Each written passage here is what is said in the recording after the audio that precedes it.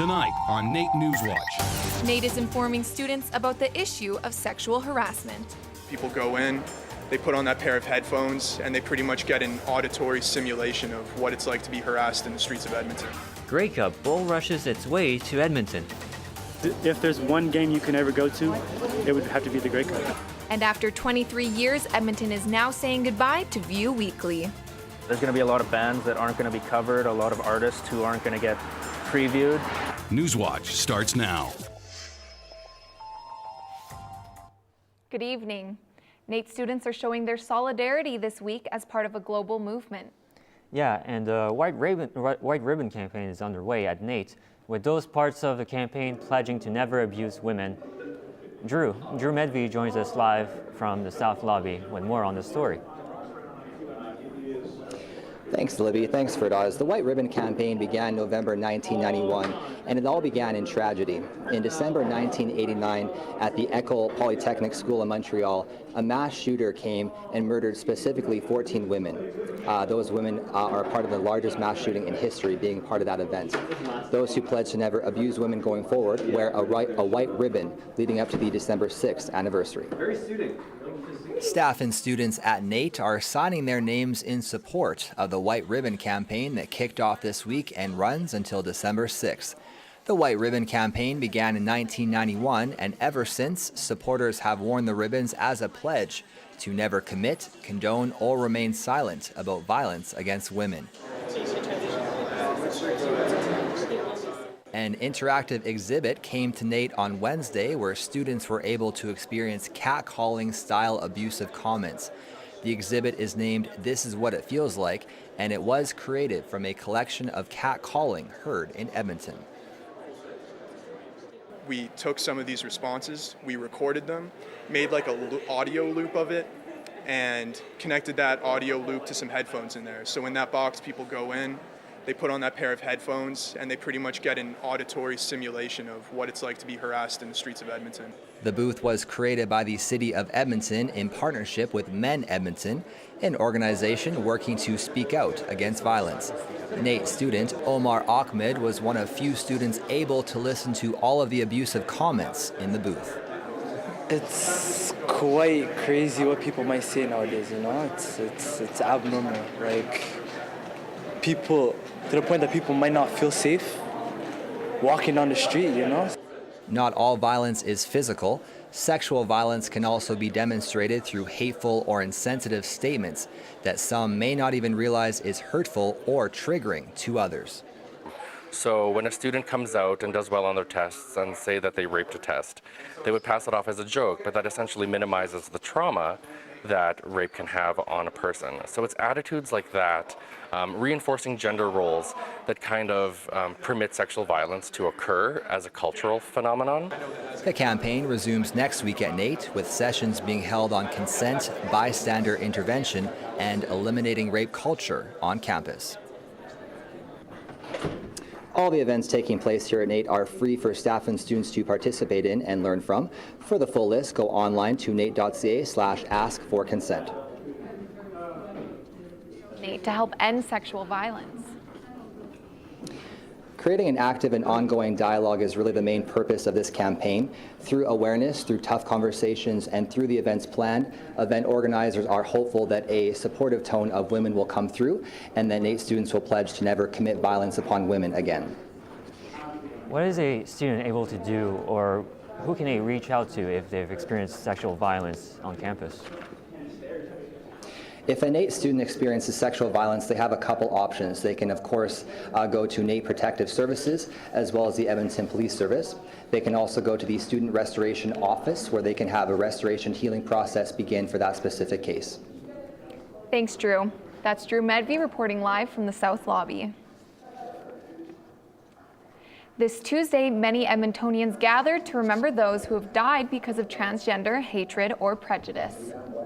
We remember 369 transgender and gender minority people from around the world who have been reported killed in the last year because of their identities. November 20th is Transgender Day of Remembrance.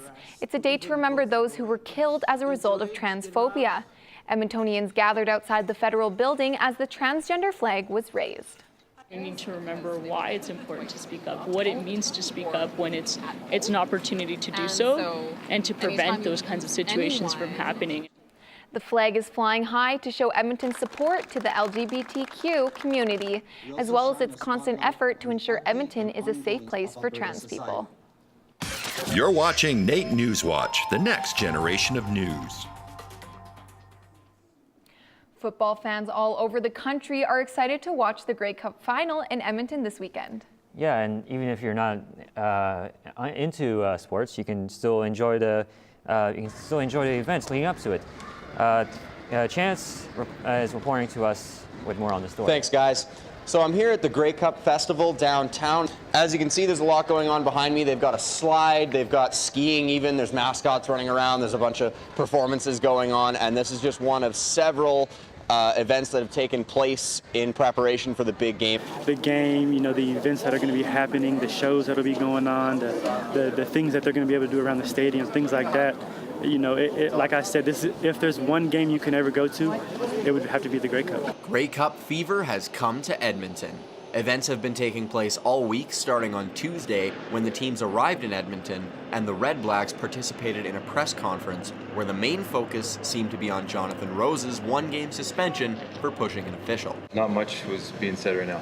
It's still kind of in the process, so we haven't talked much about it. Our focus is just to get here, get to work, and again, that stuff's going to be settled. While the teams are preparing for their game on Saturday, Edmontonians and visiting football fans have plenty to do while they wait for game day. The main attraction in terms of Grey Cup festivities is the annual Grey Cup Festival. Each year, the hosting city holds this celebration, and this year's is the biggest one yet. So there's still lots going on around the city for Grey Cup week. Even after the game is over through Saturday and Sunday, this festival is still going on. If you want to partake in that, there's plenty of other things going on as well. If you wanted to get tickets for the Grey Cup game itself, unfortunately they are sold out online, but you might be able to still buy some secondhand off someone who's selling their tickets. For NAIT NewsWatch, I'm Chance Brook. Back to you in the studio. Thanks, Chance. That's Chance Brook reporting from the Grey Cup Festival. And people are discussing how we can make room for more Edmontonians. Medium density. Low to medium density housing. They're not city planners by any means, but rather just your everyday Edmontonians with a keen pair of eyes and lots of arts and crafts. From 5 to 8 p.m., they brainstorm some ways the city can accommodate a population of 2 million for the future. Consensus shows that Edmonton may reach that number in the year 2050. People like Miles Berry are trying to figure out where they should build more housing. Among other things, areas that are debated were mainly downtown areas such as White Avenue. You've got people that want to preserve White Avenue as it is and may not want to see something like an LRT coming down there. But when you start from the perspective that we've got a goal to work towards, which is that we have to find a place to put people, and start to explore how there's opportunities to do that, that's where you start to come up with solutions. This is the 17th workshop in the city of Edmonton has organized. The idea is to compile everything that was discussed and introduce them to the municipal development plan and the transportational development plan once they're renewed. If you wish to participate in these workshops, there will be 2 more, with the next one coming up on Wednesday. After over 1,200 issues, Edmonton's only alternative paper, The View Weekly, is shutting down. I think a lot of people are going to miss View, for sure. It's been around since 1995. A lack of revenue over the last 5 years caused The View Weekly to close print publications. It is the last alternative weekly in Edmonton, and Stefan Boiseneau says it'll leave a big gap. There's going to be a lot of bands that aren't going to be covered, a lot of artists who aren't going to get previewed. Somebody's going to have to come and basically do cleanup and figure out how, those artists are going to get coverage. The View's second last issue is on the stands right now, with the last one coming out on November 29th, a retrospective theme to end its 23-year lifetime. So Black Friday it's today. The biggest shopping day of the year in the United States, and probably one of the busiest also in Canada. So, but how did Canada adopt this very American holiday? Marketing instructor Dave Stachuk says that Black Friday was introduced to Canadians out of fear of missing out, as well as attracting American customers. Promotional concepts and activities that start and become successful in the United States, where there's 300+ million people, marketers bring those concepts north and apply it to the 33 million that live in Canada. And because we're living in a global village these days, we're very aware of these concepts, Canadians are, and we sort of demand that level of service. And that demand seems to steadily increase if Google Trends is anything to go by. Locally, however, because of the economy, Stachuk believes that this year's won't be as big as the last. An Edmonton bakery has created the most magical gingerbread house just in time for the holidays. The Duchess Bake Shop has created an edible replica of the famous Hogwarts castle. More than 1,000 hours were put into creating this masterpiece, and it's all for a good cause. What we do is we partner with the Bissell Center, so we ask people to come and just bring a donation of warm clothing. This year we're asking for socks. So yeah, it's only been up since Saturday, and so far we've already gotten almost 500 pairs of socks donated. When you bring in a donation, you're entered for a chance to attend the demolition party in the new year. 12 people will be able to destroy the Hogwarts castle, as by then it will no longer be edible. The Indigenous Artisan Market kicked off this week. As part of the Métis Week, the Indigenous Artisan Market was held to celebrate the local indigenous talent. Every year, this market showcases things like sewing, ribbon, skirts, and arts from Indigenous artists in Edmonton. Mandy McRae says that it also helps people learn more about Indigenous culture. Yeah, I think just engaging one-on-one, like you might go to different sales where you will see things for sale, but you won't get to meet the artists and talk about where they're from or what their journey is. So it's really that opportunity for them to connect one-on-one and have like a meaning behind what they buy, which is really nice. This is the third year the Indigenous Artisan Market took place. This time, there are artists like I Am Collective, Mobilize, Mackenzie Brown, and many more. Nate wasn't kidding around this week as a cat cafe felined the halls of campus. On Wednesday this week, NAIT Counseling Center teamed up with Little Cats Lost, an Edmonton cat adoption organization. They brought a cat cafe to NAIT, allowing students to relieve some stress by cuddling with some cats. However, students weren't the only ones benefiting from this event. Just a break in the day for the students and the teachers. But for our kiddies, cats don't generalize really well, so this is a really good experience for them to meet other people. This was the second cat cafe at NAIT, the first one being a week prior. And just like the first one, the cafe had major success as the sign-up was completely full. To find out about more events like this, go to the event calendar on NAIT.ca.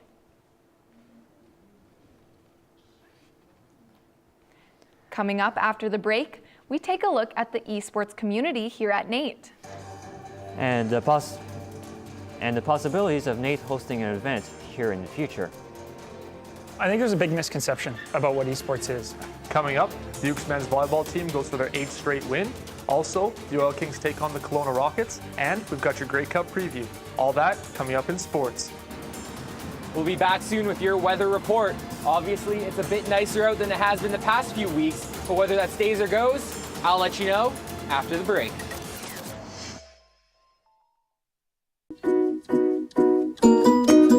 So, the UK has just instituted the toughest ban on ivory trade Europe has ever seen. Put this inside a button push. It's 1:59. My ears are bleeding. Underwear required over 40 stitches to her face.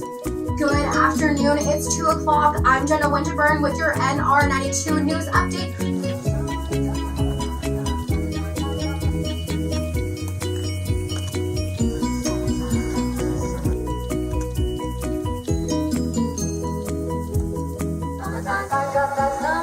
You're listening to NR92.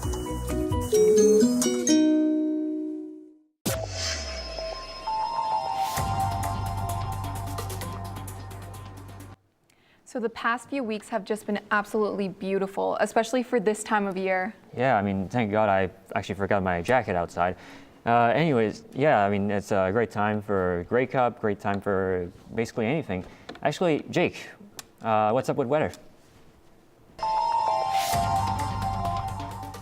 Thanks, guys. So it's my favorite time of the week when I get to talk to you all about the weather. I love it. Let's start off with Calgary here, where we've got a high of 0, a low of -7. Good weather for the end of November. They got a 20% chance of precipitation, so maybe a little bit of snow coming down on top there. Overall, pretty good. Let's move on to Jasper in the mountains here, where they're going to have a high of +1. That's very good, and a low of -8. So, about the same as Calgary, more or less, slightly warmer. Hopefully that extra warmth doesn't cause the snow on the slopes to become a little too sticky. I know a lot of skiers and snowboarders are really looking forward to getting out there now that the hills are open. Now we're going to go up north to Fort McMurray, where they're trying to do their best to get in the holiday spirit by copying the weather of the North Pole. They're going to have a low of -14 and a high of -10. Even their high is still pretty chilly. Hopefully they've got plenty of hot cocoa to keep their bellies warm now. And we're going to take a look at Edmonton next here, where we're going to have a high of -2 and a low of -7. 10% chance of flurries, so maybe little bit of snow on top there. Overall, we're right in the middle, a little bit cooler than Calgary and Jasper, a little bit warmer than Fort McMurray. Now let's look at the averages and records for Edmonton at this time of year. The yearly average is -2 at the high, -10 at the low, so we're right on par for where we should be historically. November 23rd, 2018 isn't going to be anything for the weather record books. Speaking of which, on November 23rd, 1930, it was a high of +14. Too bad that was 68 years before I was born, because that would be great weather I wish I could have experienced at the end of November. And the low, which I did experience in my lifetime, was -34. That happened 8 years ago in 2010. I know little 12-year-old Jake was shivering in his boots, did not like that at all. That's your weather report. Back to you guys. NewsWatch Weather is brought to you by NR92, the station for the students. Thanks, Jake. Many of Edmonton's nonprofits are now under one roof, hoping to gain strength through numbers. Holly, this is going to be the best gift ever. Everyone knows who this is, but for Edmontonians, it's got another meaning.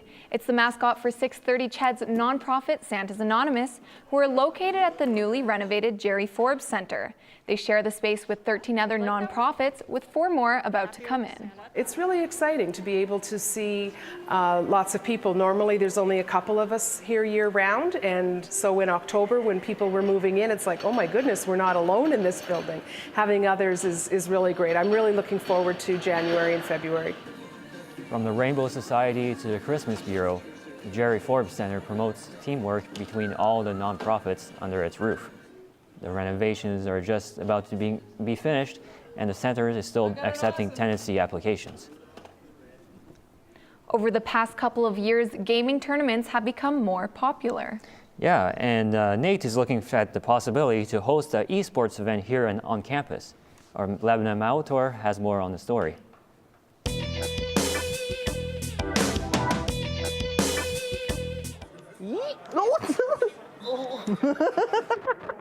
These 2 NAIT students enjoy pop-up gaming, but soon they might have something new to look forward to. Esports tournaments have become more popular in recent years.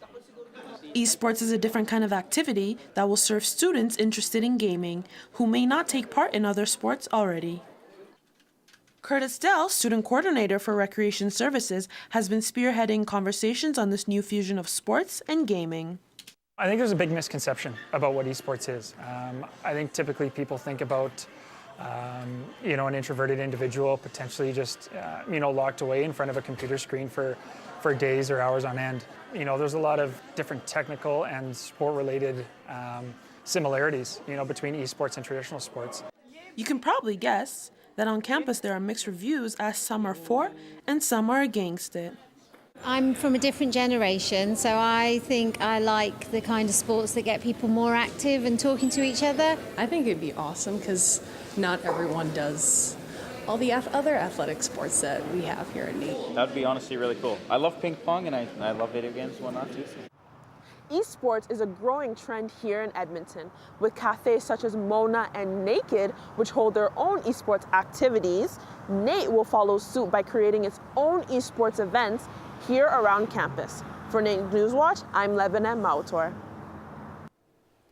It's a big week for sports in Edmonton. Yeah, and the Oilers have made some really big moves, and the Grey Cup is happening this weekend. Eric Bay has more. Thanks, guys. All eyes are on Edmonton this weekend as the 106th Grey Cup takes place in Alberta's capital city. The Calgary Stampeders will face the Ottawa Redblacks in their third straight Grey Cup, and they want to make sure they get the job done this year after losing the previous 2 times. Finish. It's on the mind of every Stamps player after blowing an 8-point lead in the fourth quarter last year and losing in overtime to the Redblacks 2 years ago. But the Stamps know they're in for a very tough fight against a very good Redblacks offense. They have extreme confidence in themselves and their ability to play the game. And they have a lot of great players, and they're a very dangerous team, so I don't think no one's taking them lightly. The Stamps beat the Redblacks in both games they played this season. They are the first team to go to 3 straight Grey Cups since the Montreal Alouettes from 2008 to 2010. Meanwhile, on the other side of the ball, the Redblacks are returning to the Grey Cup for the 3rd time in 4 years and are hoping for the same result as last time. 2 years ago, the Redblacks beat the Calgary Stampeders 39-33 to win the 104th Grey Cup. When asked how the team is preparing for Sunday's game, wide receiver Brad Sinopoli said that the team is sticking with what they know. If you change the way you're doing things now, you're getting away from kind of what brought you here. So that's why I say we focus on ourselves and our details, and then that's the best way I think to go about it. The Redblacks won't be short-handed against the Stamps' aerial attack Sunday, as defensive back Jonathan Rose will play while his suspension for pushing an official is under appeal. After losing back-to-back games against division opponents, the Edmonton Oilers pulled the trigger and fired head coach Todd McLellan Tuesday, replacing him with Ken Hitchcock. The Oilers started the season well with an 8-4-1 record, but were on a stretch where they lost 6 of 7 before firing McLellan. Oilers GM Peter Chiarelli spoke on his reasons for letting McLellan go Tuesday. I felt I was seeing some things that I had seen last year after not seeing them for quite a fair bit this year. And these recurring themes, I wanted to nip them in the bud. After a 6-game road trip, the Edmonton Oil Kings returned to Rogers Place Saturday night, looking to keep their 3-game home win streak intact against the Kelowna Rockets. The Oil Kings hoped a little pre-game magic on Wizards and Witches night would rub off on them, and it seemed too early on as Kings winger David Cope would pounce on the loose puck in front and jam it past Rockets goalie Roman Bazran to give his team a 1-0 lead. The Rockets would tie it up a couple minutes later and then take the lead midway through the second as Leaf Matson would find Nolan Foote in the slot and he would wire it home, making it 2-1 Rockets. Foote, son of Stanley Cup champ Adam Foote, would add some insurance 30 seconds later, giving Kelowna a 2-goal lead. The Oil Kings would put the pressure on in the third, but Bazran was able to stone Oil Kings forward Quinn Benjafield 1-on-1. The Oil Kings would outshoot the Rockets 12-4 in the period, but Bazran was able to find the puck through traffic and keep everything out of the net, helping the Rockets to a 3-1 win and picking up the game's 2nd star in the process. The Ukes men's volleyball team has been on a tear this season, winning 7 straight after dropping their season opener. They look to continue their streak Friday against the Concordia Thunder. Picking this one up midway through the first set with the Ukes up by 4, Ukes middle Oliver McSwain has the nice block to give the Ukes the point. A couple points later, Jonathan Shapka would show off his power with a spike to make it 18-14, and the Ukes would take the first set. In the second set now, another spike from the Ukes, this one by Winston Vogue, would make it 17-11 Nate, and that would be followed by more power from Shapka, driving this one, and the Ukes would cruise to win the second set by 7. Concordia would finally show some life in the third, as setter Mark Langevin would tip it over the net to tie it at 20. It wouldn't be enough though, as Shapka would pick up another one of his 11 kills to put the Ukes up 27-26, and they would win the set on the next point, extending their winning streak in straight sets. Now it's time for your look at the pros. Time for your sports in 45. After Monday night's game between the Los Angeles Rams and the Kansas City Chiefs was moved back to LA due to poor field conditions in Mexico, the NFL has confirmed that they will return to Mexico next year. The teams playing will be announced when next year's schedule is released. Texas Rangers third baseman Adrian Beltre has decided to retire. He is the only player from the Dominican Republic with over 3,000 hits and finished his career with 477 home runs and the 2nd most games played at third in MLB history. The Pittsburgh Penguins are currently out of a playoff spot, and they'll be without starting goalie Matt Murray a little while longer. Murray hasn't played in the game since November 17th and was placed on injured reserve yesterday with a lower body injury.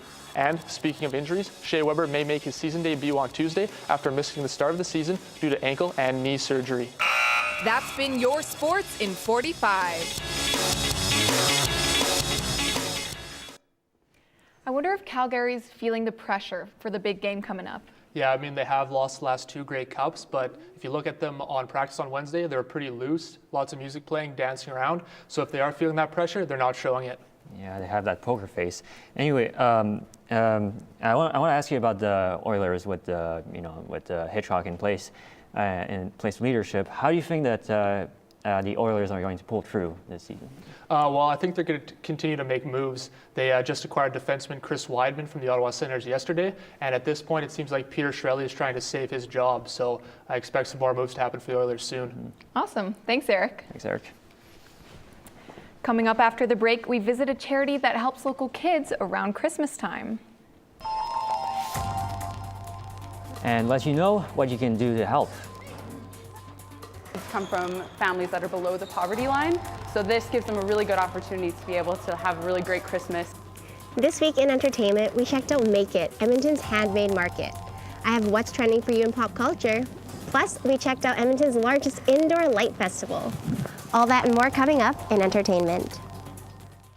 Puck! What the? Don't miss out on Ooks hockey.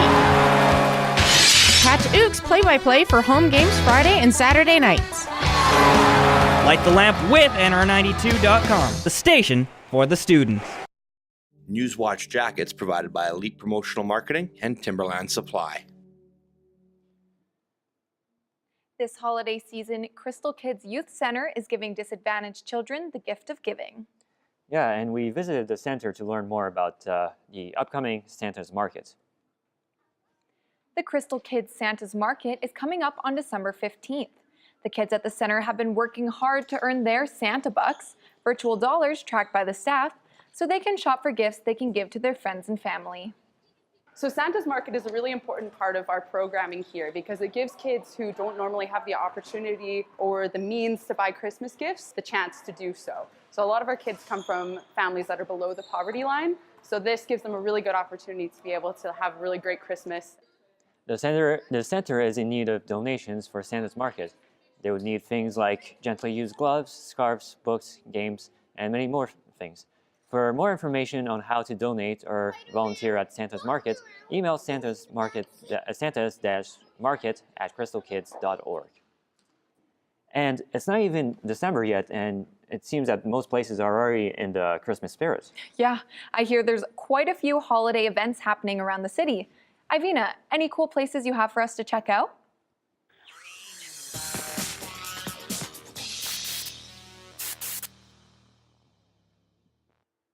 Thanks, guys. Yeah, I've got a few places for you to check out. But first, this year's holiday season is looking brighter than ever. Glow has officially arrived in Edmonton. This is the largest indoor Christmas festival with over 1 million lights for people to see. Glow is also an interactive light show that gives everyone of all ages a fun and unique experience, including LED swings and a light-up hopscotch. The event general manager says the length of Glow is what makes this festival stand out from all the others. I think what makes it different is, first of all, it's completely indoors, and it also runs from November 22nd to January 19th, so it's the longest indoor Christmas festival. For more information on ticket sales or what other activities they have, you can visit their website at glowgardens.com. Some local dancers helped kick off the holiday season at Southgate Centre last weekend.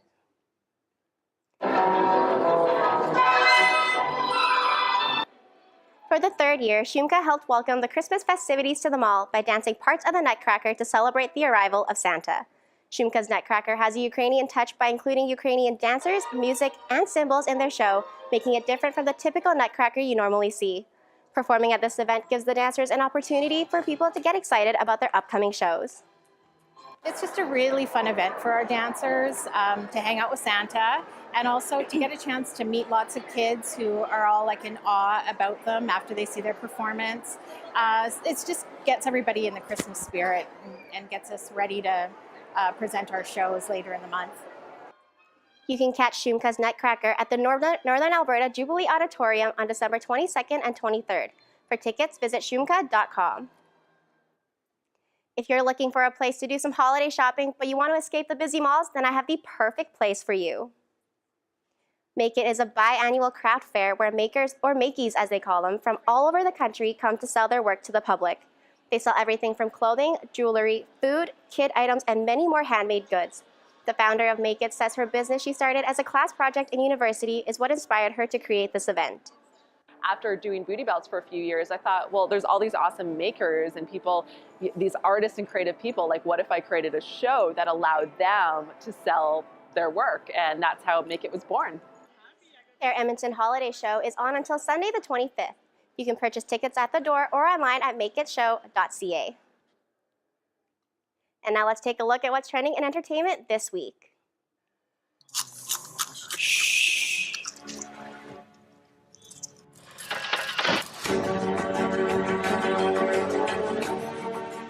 We're starting this week off with the man, the myth, the legend, Snoop Dogg. He is the latest celebrity to receive a star on the Hollywood Walk of Fame, and of course, who better to thank than himself? During his speech, he thanked himself for never giving up and for always putting hard work in. Next up, some girl power. Katy Perry is officially the highest paid woman in music according to the Forbes 2018 list. Making $83 million pre-tax, I'm sure she'll be celebrating with some fireworks. And just yesterday, Snooki announced that she's pregnant with baby number 3 by sharing an adorable photo on Instagram of her 2 kids, Lorenzo and Giovanna, holding an ultrasound of their soon-to-be younger sibling. I'm so happy for their family. Finally, it is Black Friday, so if you're thinking of checking out some deals this weekend, which I know I will, we hope you stay safe while shopping. That's been your look at entertainment. Back to you guys.